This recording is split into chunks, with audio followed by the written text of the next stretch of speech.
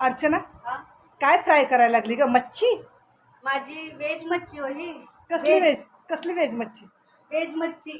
तुम्ही लय खाता ना, लय भाग तिकडून आणता मार्केट मधून, भारी भारी खाता. म्हटलं आपण पण आपला त्यांच्यासारखं काहीतरी करून खावं. तर काय आहे ते सांग. हे हा. सुरण आहे, सुरण. अच्छा सुरणचे मी काप करून आहे ना.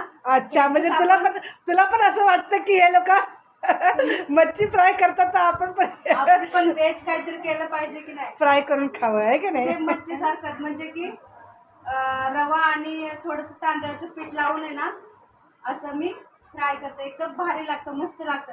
आता मच्छीची चव सांगू शकत नाही कशी लागते, पण हे तशा पद्धतीचं मी बनवते. सुरण खूप भारी म्हणजे लागतं. तुलाही वाटतं की मच्छी कशी खातात फ्राय करून, तसं मी पण मग काय, तसंच आपल्याला काहीतरी नको का?